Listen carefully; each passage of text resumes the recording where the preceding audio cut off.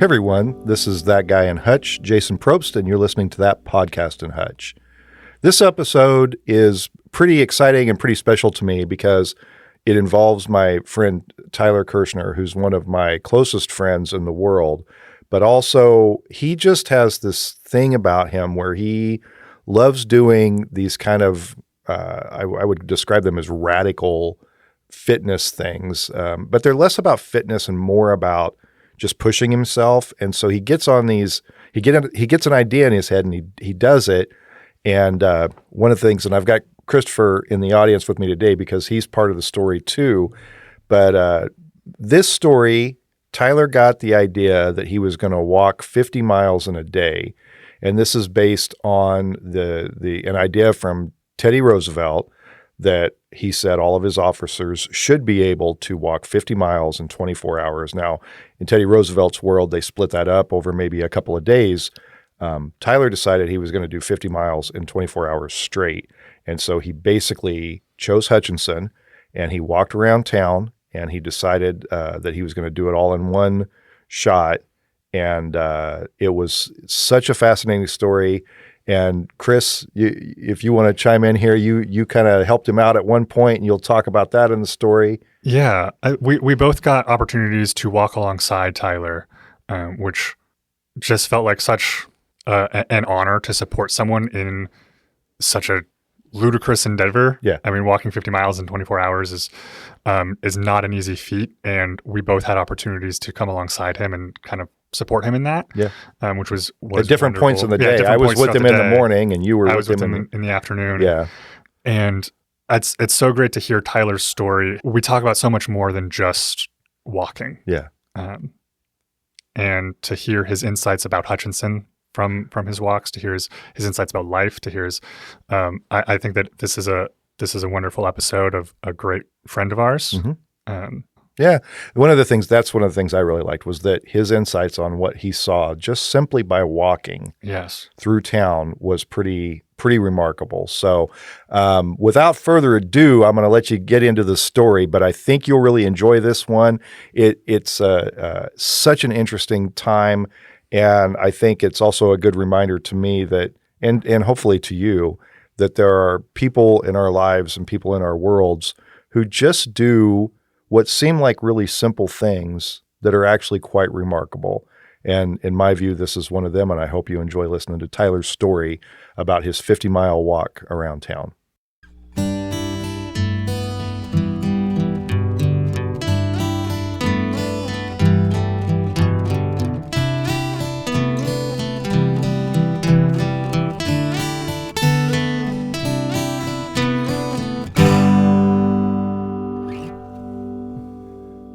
So in the studio with me today is Tyler Kershner.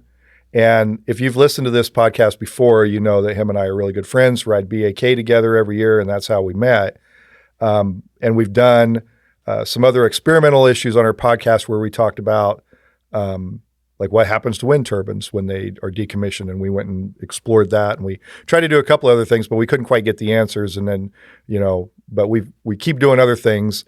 But you did something here recently that I think was quite remarkable, and I wanted to bring you in to talk about it for a couple of reasons.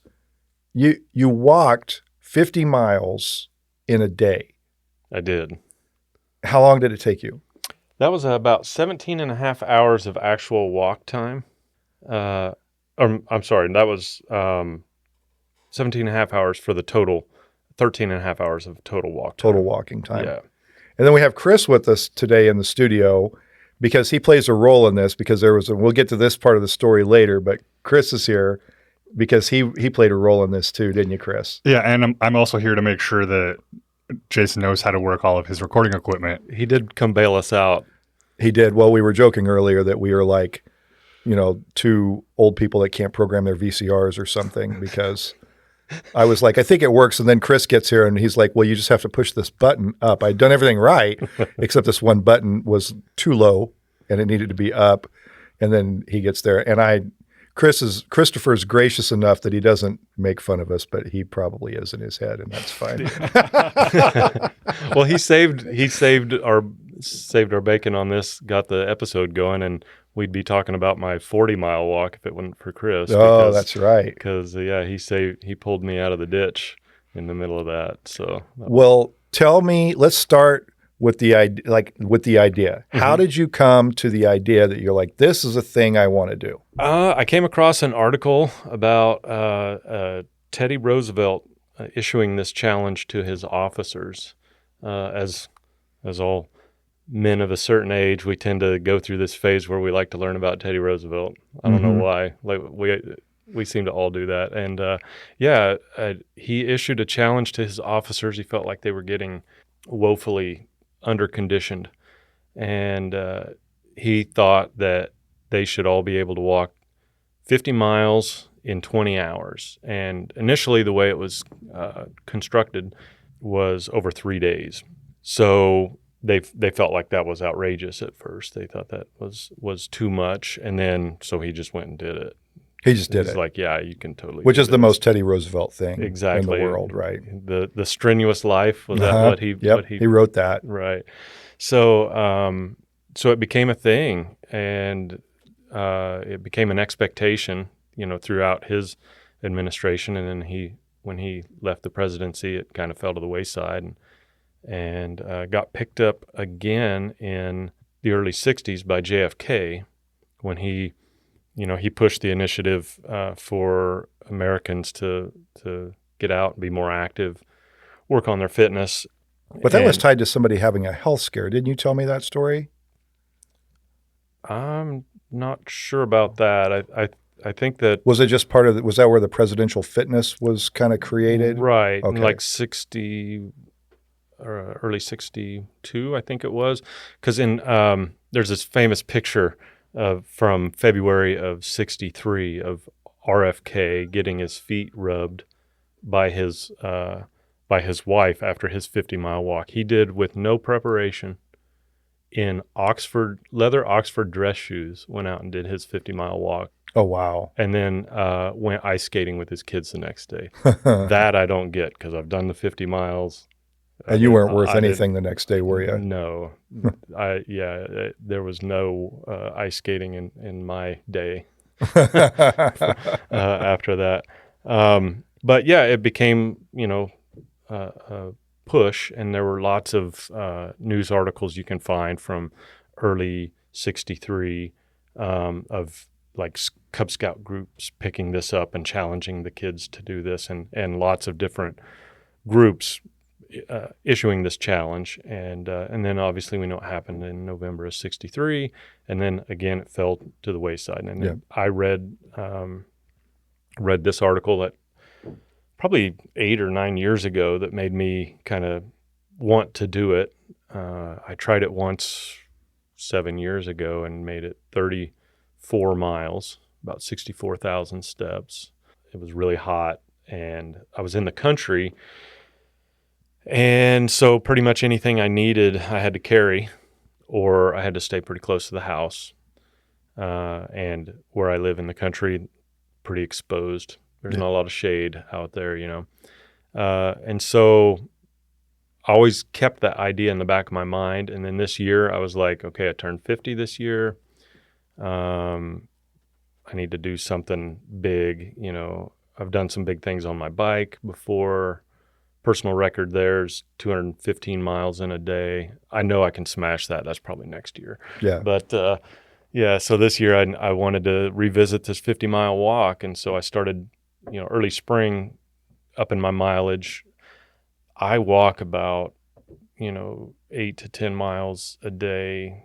That's just what I do. In general. I enjoy walking, but that's usually throughout the course of the day. So I started, doing more 8 and 10 mile individual walks. 12, I think I did 120 mile walk, and just try to keep my volume of walking up. Mm-hmm.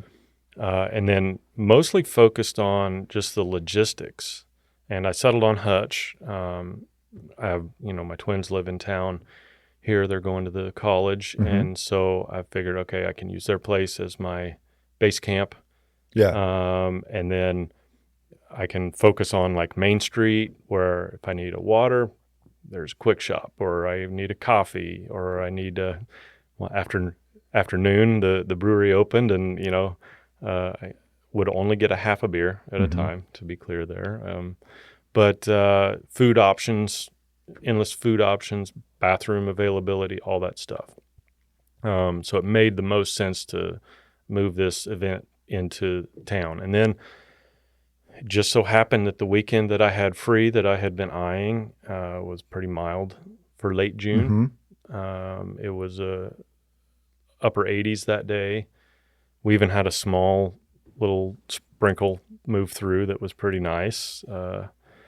But then also being able to kind of hop off of Main Street, go over into some residential areas with trees, so I could have some shade and take advantage of that. And just the variability, the ability to mix it up.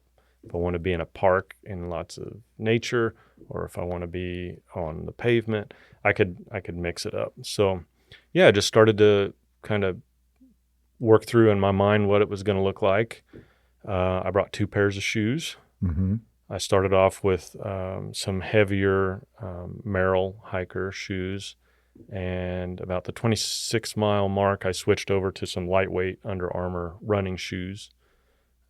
That was just nice to be able to switch it up, but also to move to a lighter shoe felt pretty good. As you got deeper into the day. Yeah, because you're not prepared for the level of exhaustion that sets in at about mile 26. It's not great.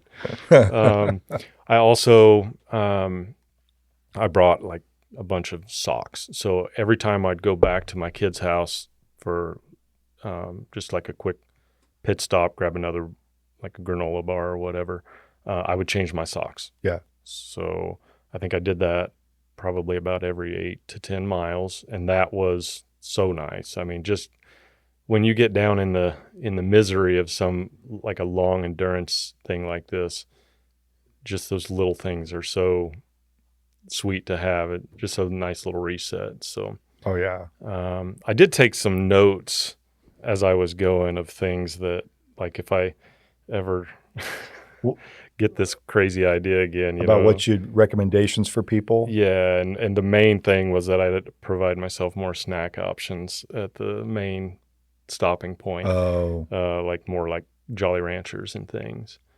So yeah, it was, I ended up doing a total of 50.68 miles, which ended up being 94,000 and change steps, 17 and a half hour total time, 14 and a half hour moving time. Love Hutch. I love this town. And I think this is my favorite stat of this whole walk. 50 miles, I got 500 feet of elevation gain. And got to remember, this was also, that included 525 feet included 8 stops to an upstairs apartment. So most of that elevation gain was going up the stairs. Going upstairs. That's hilarious. Yeah, it's a pretty flat town, but I did get to see so much of it. So I joined up with you for a couple miles earlier in the day. You were traveling. You were heading to LA that day. That's right, yeah. And so I met up with you, and we just did a couple of miles early in the day. It was nice and cool. And that was good. I like to be in my head on these kinds of things, or like long bike rides. But sometimes you just really need to have another person to talk to. Yeah. And we needed to catch up anyway, like we do. So we had that walk, and that was nice. And then after I left you, I went over to the quick shop at 17th and Monroe and grabbed a Gatorade, and then head over to Rice Park and down the trail down to 2nd Street, and then cut over to the Twins' house. Okay, yeah. I met up with Chris at, I believe, mile 36. I stopped at the brewery. Yeah, and when you stopped at the brewery, you had told me that you were doing this that day, and so I'd known, but that morning I just wasn't thinking about it. So I just went down to the brewery like I do on a Saturday, and I was wearing my flip-flops. Yeah. And then I see you come in, and I'm like, shoot, he's doing his walk today. It's today. And I'm sitting here in flip-flops. But I ran home, switched into some walking shoes, and then connected with you down on Avenue A in Maine. Yeah. So I needed to run home anyway for another sock change, and so we just worked it out to where you'd go home and change your shoes. I'd change my socks, and I think you walked with me for 6 miles. We did a bit. Yeah, we mostly stuck to Main Street. Mm-hmm. We walked down from Avenue A down to 30th, and then back down to the brewery. Yeah, so it was just under 6. Yeah. Just under 6 miles. When we got towards North Main, this is where, like, just divine providence that you were with me, because we're on the north end of Maine, and it started to get pretty hot, and we were exposed, and there's that bus stop there by the Village Inn. Oh, yeah. And I say to Chris, I'm like, I just really need to sit. Like, let's just go to that. We get there, it's shade, and I can just sit just for 5 minutes, just because I really my lower back was killing me. And and Chris, you just do cross country, right? Exactly, yeah. Yeah, so he had the foresight to say, dude, that's a terrible idea. I've done this before. I know what happens when you sit down in these moments. Yep. I knew that if you sat down, you weren't going to continue your walk. You would get back up, probably not in 5 minutes, probably in 15 or 20 minutes, and you would just walk home and be done. Yeah. And so I think what I had suggested you do is just put your hands on your head, behind your head, lift your hands up, stand up straight, and just stretch it out and keep walking. Because that's in cross country, when I would get to a point where I wanted to stop, if you stopped running, you weren't going to start again. And so I knew that would be an issue especially if you sat down at that moment. So yeah, I just encouraged you to keep going. Yeah, it saved the walk, really, because at that point you're probably not thinking well, right? You do get, when you get to a certain level of fatigue, your mental ability sorts to, like, bad ideas start to seem like good ideas at that point. Oh yeah, and you see this like on long bike rides, or I'm sure other people who do endurance events encounter that. It reaches a point. For me, it's on a bike. It's anything over 150 miles. Like, I really have to watch myself. That is very little about your legs at that point on a bike ride. It's all about your brain. Yep. Your brain will tell you you're dying, or your legs aren't going to work. And no, so, I would go back to the house and change my socks and things, and I'd sit down, and I knew you sit down and change your socks and you put your shoes back on and you keep going. Yeah. But for some odd reason, in that moment, it would have been over. You come up with these excuses. Like he said, I probably would have ended up talking myself into staying 15 minutes. And then I would have been rationalizing all these reasons to stop. Yep. And up to this point, all of your stops had a purpose beyond stopping. Like, true, good point. You were stopping to change your socks. You were stopping to grab a Gatorade. You were stopping to grab some food. Yep. This would have been the first time where you're like, I'm stopping just to stop. And I think that was the major difference there. Yep. That's a good point. Very good point. Yeah. I hadn't thought about that. Yeah. Because when you get down in the pain cave, as we call it, you're your own worst enemy. You can. We were talking about this in a different context today, but we were talking about people get into a hole, all they see is the hole, not the sunlight coming into the hole or the way out of the hole. Yeah. Yeah. Yep. And that happens a lot with physical endurance things. Yeah. Well, we've done BAK. Oh yeah. And on the days that it's hot and windy and terrible, it's mostly a mental game. Like, to just keep yourself moving. Yep. Yeah. Yeah. And you see the people that just don't have it. I've seen people that they're just like, the first sign of adversity, they call the support truck and haul me in. But then you also see the people that they just need to sit on the side of the road and cry for a little bit, and then they get back on their bike and ride. And that's what you need.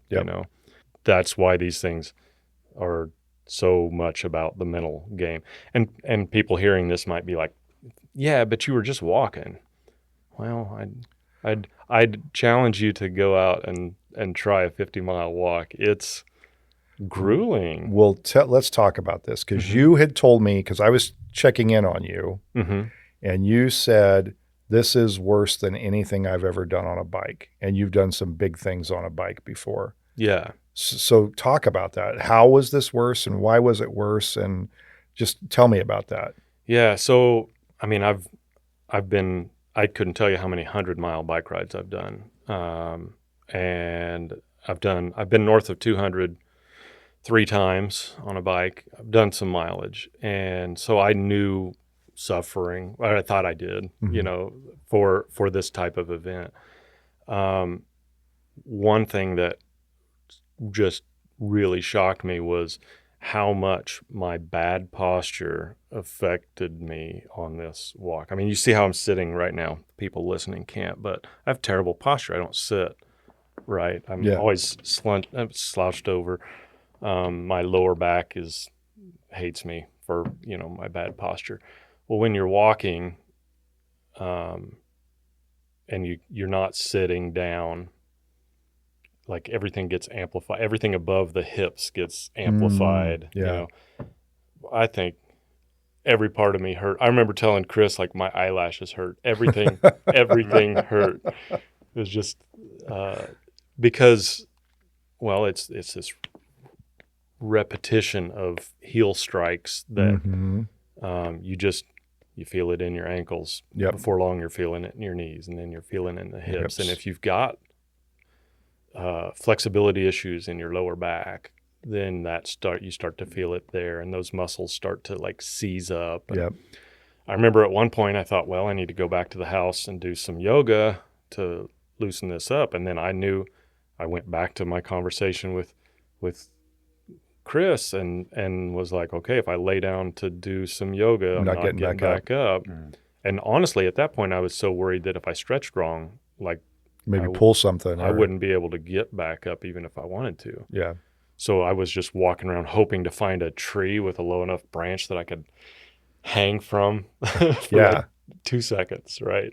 Just to kind of take some of that pressure off. Yeah. Decompress a little bit there. So mixing up the scenery was nice, but it wasn't enough sometimes. Sometimes I needed to not focus on the pain. I need, because you just get down in that pain cave and that's all you think about. It just becomes like you get in these mind loops, right? And it's just like, oh, it hurts. Oh, it hurts. Oh, it hurts. Yeah.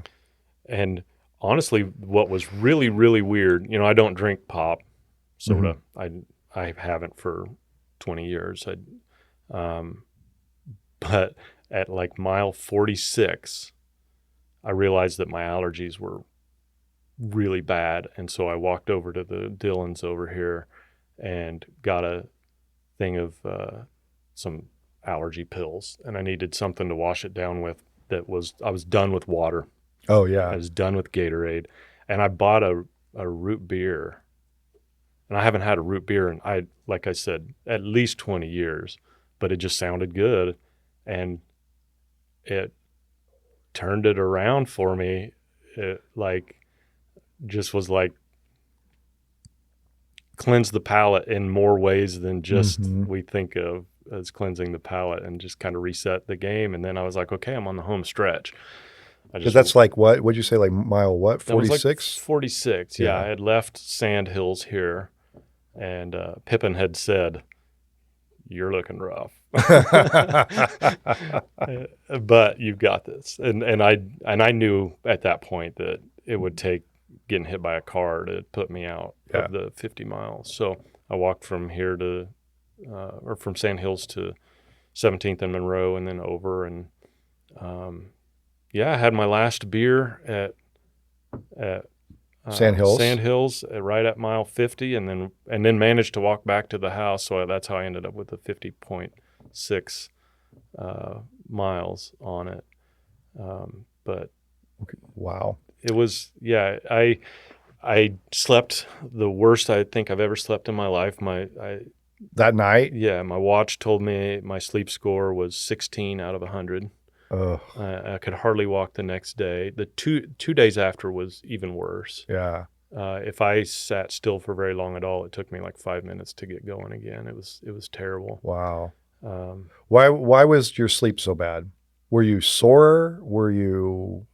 I couldn't find a comfortable place. I was thirsty. I was hungry. Everything hurt. So after I go snowboarding, Mm-hmm. I find when I try and sleep the first night after snowboarding, all of my muscles in my legs keep trying to activate.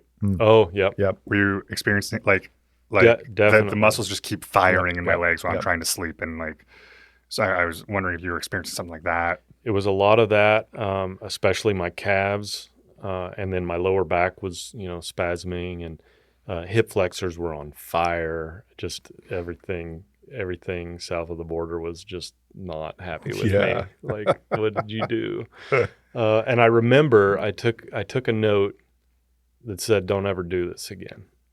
Like, because I know myself well enough to know that once I'm far enough removed from that pain, that I'm gonna get this bright idea to try some crazy thing. That's Yeah. the story of Tyler right there. And so, yeah, it was weeks after I was still reflecting back on it going, yeah, I don't ever want to do that again.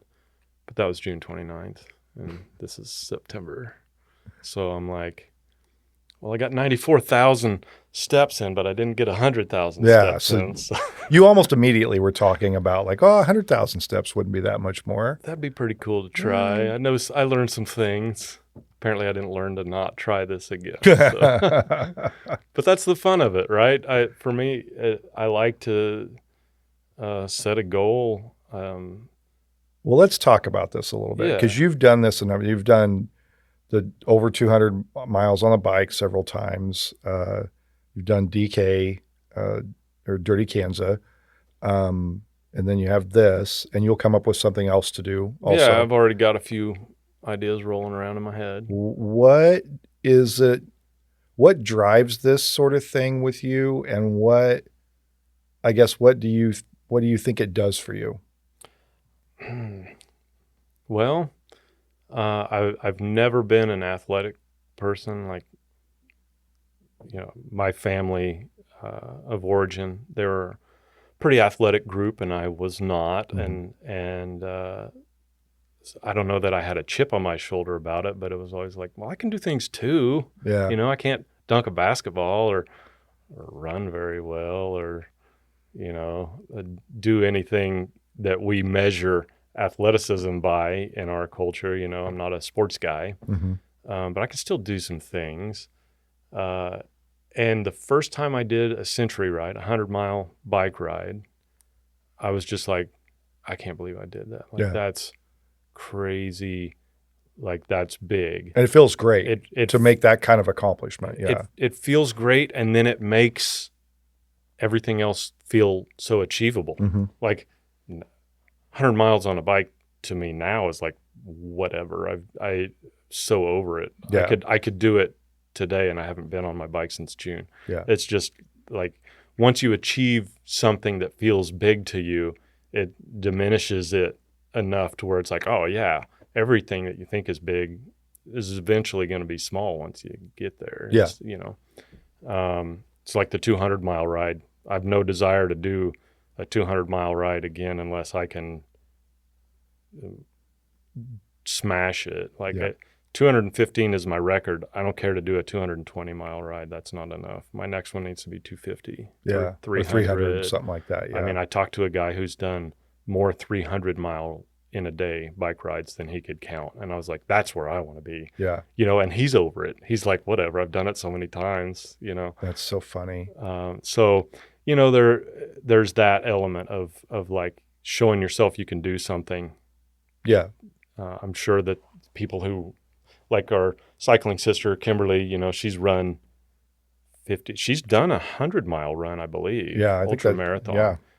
To the point where a marathon for her is like whatever, she could do that, You should knock that out on a Sunday morning Yeah. after a rough night. as a warm up. Yeah, exactly. Exactly. Because she's a beast, and that's like, I don't think of myself as that awesome, but I know how to do some of those things now, and I know some of the things you got to do to prepare for it. So which is why I did the planning that I needed to do. Yeah. This. Interestingly, so you walked every day for I don't know how long to get ready for this. Even this is an irritant to me during BAK, but even during BAK, we had ridden our bikes all day, and I'm like, "You're good, you're good," Yeah. and you're like, "I have to walk." So we'd get done, we'd clean up, and of course, we usually end up walking around town to find food and whatever in every town that we're in. But you were intentional, and you were like, I have to walk today. I have to go for my walk Yep. every day. Walking around these little towns. We did the Century Ride. What was it, Hoisington to Lincoln this year? And then, so I rode 100 miles, but I didn't have my 10,000 steps. So I still had to. After 100 miles that day. Yeah. I can't remember what town it was. Oh, the one after Concordia, whatever. Was it Frankfurt? Frankfurt. Uh-huh. Didn't have my steps in, so I'm walking around inside the school doing laps around the auditorium and Because there wasn't much else in Frankfurt. Yeah, there was. Well, and it was dark, and I didn't want the town people to be like, "Who's this weirdo walking around after dark?" But I had to get my steps, so I didn't mind if the BAKers thought, "Who's this weirdo walking around the auditorium?" That's funny. Actually, I was crazy about Frankfurt came out with a lot of, I said that there wasn't much, and there's not a much area to walk around in. Right. Yeah. They put on a lot of stuff for us. They did. In BAK. That was. I didn't expect. There are always towns. This is sidetrack here, but there are always towns on BAK that I'm like, I don't know how they're going to make this work for us, and then they do. They always pull in something, and then the community gets together and puts in a big, lot of food options and entertainment options and everything. So yeah, Frankfurt did a good job on that. Just if you're walking, you're going to walk loops. Yeah, somewhere around a very small town. Exactly. It wasn't so bad in Concordia. I just walked across the street and hit the high school track. Yeah. But the smaller towns, you're right. The smaller towns go all out for us on BAK. Yeah, absolutely phenomenal. Nice little treat. But. Do you find that things like this then spill over into other parts of your life? Like, do you think that doing these big challenges help you in other parts of your life? Oh, yeah. And play a role? Can you talk about that a little bit? Yeah. Well, I mean, I like diet-related things. It makes it easier when I need to achieve a diet-related goal. I need to get my insulin sensitivity under, in check or whatever. It helps me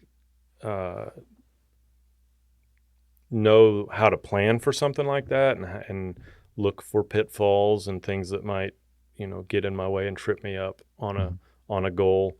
And then also, like, when you think you can't do it, you're usually wrong. Yeah, just stick with it. You got this, because it's hard.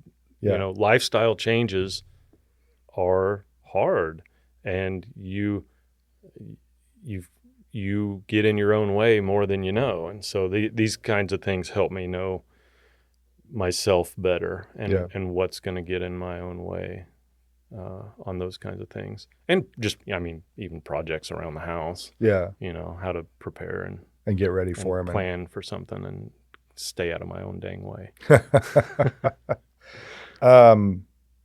You talked about, well, I'm curious about this too, about the things that you saw around town. What were some of the more interesting or noteworthy things that you saw as you were walking around town? Because you spent a lot of time outside in town walking around, and you and I both know from riding bikes, there's a huge difference between driving a car from point A to point B and riding that same distance in a bicycle. You're slower, you're exposed, you see the world a lot differently.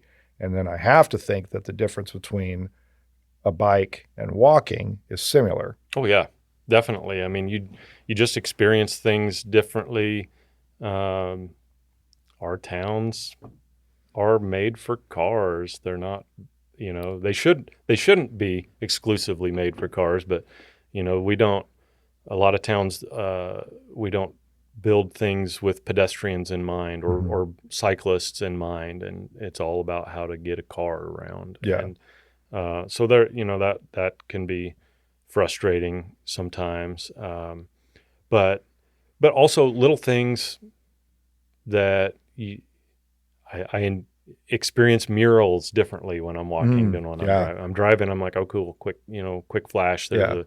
But when you're walking, you can stop a little more easily and take that all in. And Hutch has a lot of really cool murals. I'm glad to see that that's like a trend right now. And hopefully that continues. There's a lot of places, a lot of good wall space in Hutch To do more. So Yeah. I hope they do that, take that and run with it. I was kind of surprised. Like I said, I went over to Rice Park and then walked the trail down to almost to Cary Park.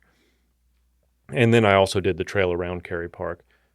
I didn't see very many people out walking, and it was a pretty nice day. Mm-hmm. Like to see more people use the walking trails systems here in Hutch. Yeah. And maybe it's because it's far removed from like stores and quick shops, and if I'm walking and I need a drink of water if I'm way out there, maybe that's why. Yeah, I don't know could what be. it was, but that surprised me. I did walk on a lot of sidewalks, and it's pretty remarkable the difference between a sidewalk south of Avenue A and the sidewalks north of 17th. Hyde Park sidewalks sure look a lot different than sidewalks on Bigger Street. Yeah. Just saying. I've walked down Bigger Street, Carpenter Street, some areas down there. Some of the sidewalks down there, well, in some areas they don't exist. Right. They've been overgrown or they're covered up by vegetation, and in some places they're broken up enough that they're effectively non-existent. Mm-hmm. Is that what you saw? Oh yeah, and some of them were. There were a couple where I almost stumbled to the point where I was like, I need to get off this street because I'm in danger of affecting my walk. Like if I trip, it's over. Yeah. A lot of overgrown weeds. I don't know what can be done about this. I'm not talking about like residential, but there are a lot of vacant lots there that are just not maintained, Mm-hmm. things like that. We talked about this after the big storm. A lot of dead trees that need to be taken care of. Yeah, we were out cleaning up branches for people from the storm that came through. Yep. And what you and I noticed was the things that are going to be a problem for the next storm that comes through. Yep. That there's still a lot of dead trees, and it gets into a economic issue and a cost issue, Mm-hmm. and people don't have. It's expensive to cut out a tree, and Yep. people don't have resources for that. Yep. And a lot of them are rental houses too that aren't have some issues. So and so to be clear, this isn't a slight on the residents in the area. This is an observation of the infrastructure, and it'd be cool if the city could throw some money that way. I think if you have sidewalks that are walkable, you're going to have more people walking. Yeah. And it's the most basic thing. Maybe this is ableist of me to say, not everybody gets to enjoy a walk. I know people who can't walk. That's not what I'm getting at here. But if you have that option, more people will get out and be more active. Yeah. Yeah. People who can't walk, I can't imagine trying to use a wheelchair on those sidewalks. Oh yeah. And, Well, some of those areas it'd be impossible. Yeah, couldn't do it. Well, and it's an interesting dynamic sidewalks are, because it is a weird. I don't know how to change this, and I haven't done the research to figure out areas that might do it different. But sidewalks are like a required component, and as they've been established, that city says we're gonna have sidewalks, but then once the sidewalk is there, it falls to the residents or the property owner Mm-hmm. to then fix and maintain that sidewalk. And that's kind of one of the issues. So it's a public commodity that we have and we all want, but then the cost of maintaining that falls to the private individual. Mm-hmm. And that always struck me as a little bit odd. Yeah, that should be changed. Yeah. That's just me. I'm not, I'm a guy who likes to walk. Yeah. And so you have a vested interest in sidewalks. Well, and I just feel bad for what about little kids trying to learn to ride their bike? You can't learn to ride a bike with training wheels on a sidewalk like that. No. And then there's a danger doing it in the street. Yep. Yeah, for sure. And someone with mobility issues could be completely homebound if their sidewalks are garbage. Yeah, exactly. And And nice sidewalks, walkable neighborhoods lead, like you were saying, that lead to more people out walking, which leads to more people out in your neighborhood. You know your neighbors better. Yeah. You see your neighbors out on walks, which develops more of a sense of community, which in turn develops pride in your community. Yeah. Which then it's just all these tack-on effects that are all valuable things. Yep. But yeah. And the disparity is significant if you walk all these areas. Yeah, you saw it all in one day. So All in one day. In one day, you got to move between the differences in the community, right? Yep. Yeah. Yeah. And, Hyde Park, beautiful area, lots of great sidewalks, great lawns, great shade. Lots of nice trees there, right? I timed that right. Holy cow. Because it was so hot when I was up there, but lots of good shade. And then, south of the tracks. I mean, I'll get off my soapbox there. I don't want to, lament that too much, but it was very, very noticeable to soak in that much of Hutch in a day. Yeah. I mean, I think a lot of people don't drive 50 miles in Hutch in a day.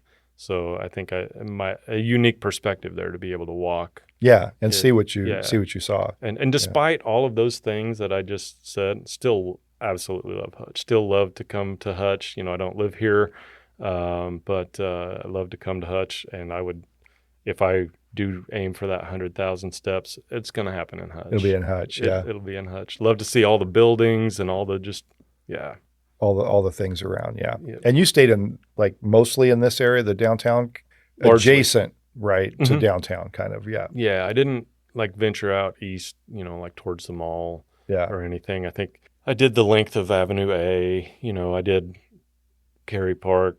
I did Rice Park to Cary Park. I did Main Street And then several times. yeah. I did Washington largely.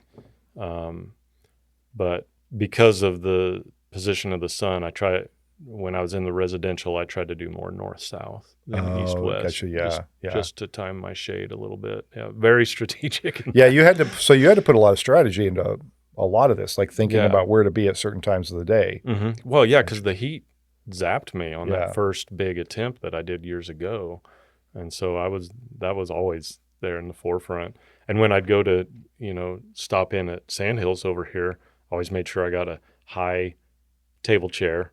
So you're standing, basically. So basically standing. No, don't sit for too long. Yeah. How'd your feet hold up?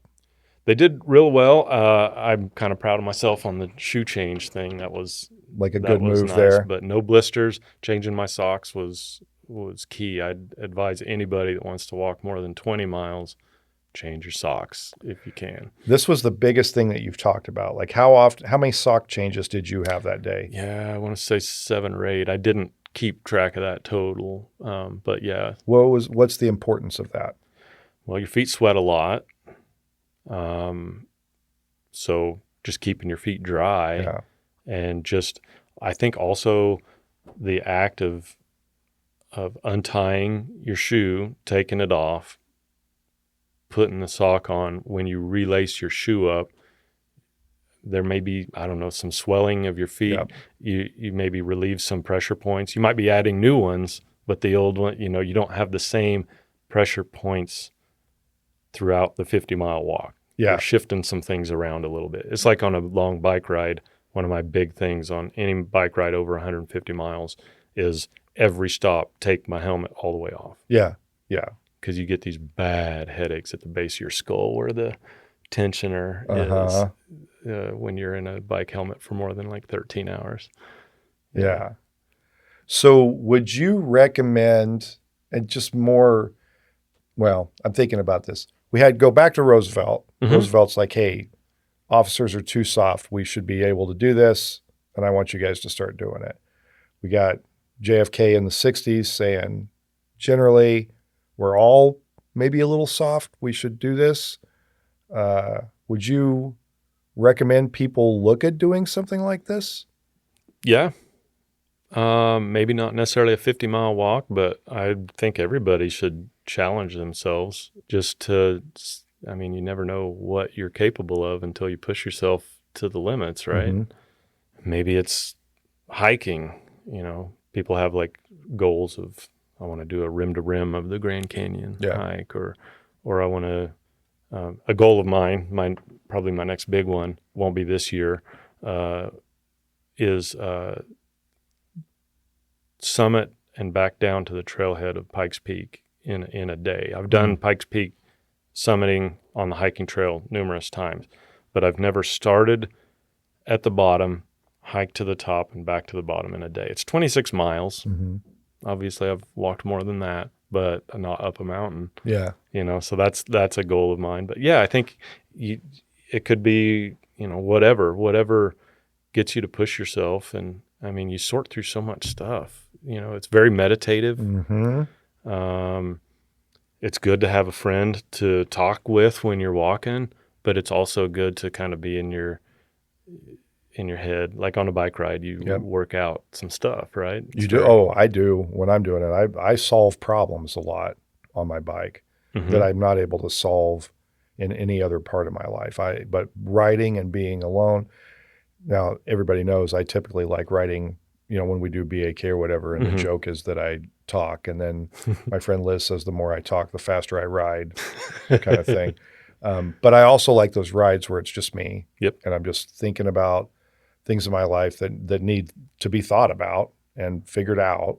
And that time, that you really have that clarity. There's something about we're learning more now, the connection between our physical health and our mental health, right? Yeah. And that is so important to have that kind of physical exertion tied to your mental health so that you're able to sort things out, work things out. There's dopamine when you're working out or exercising that makes you just feel better too. So lots of positives in that. Yeah. And the flow state that you get into is just, it's hard to get that otherwise. Yeah.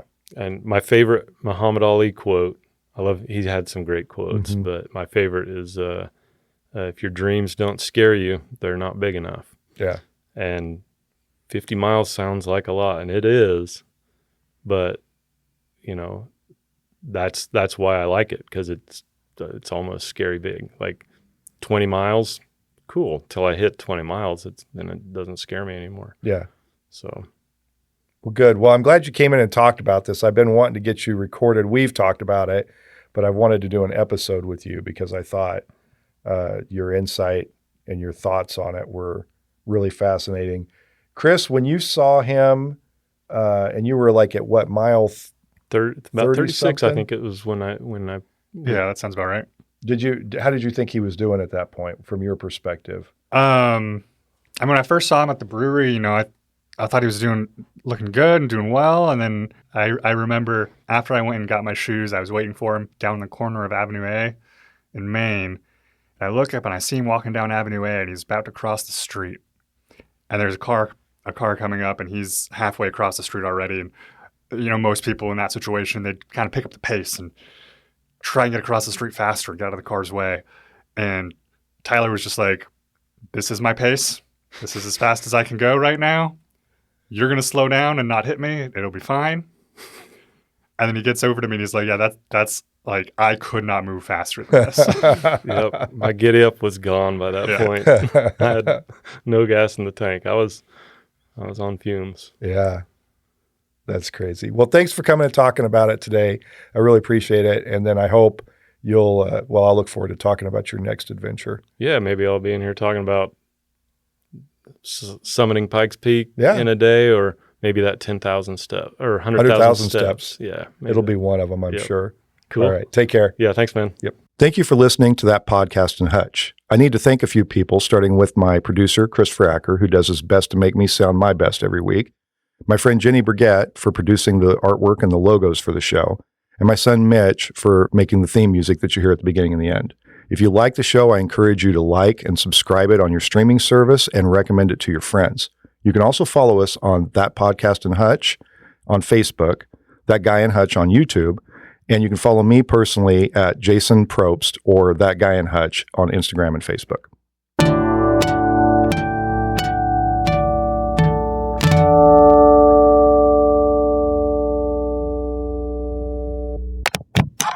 a Salt City Sound production.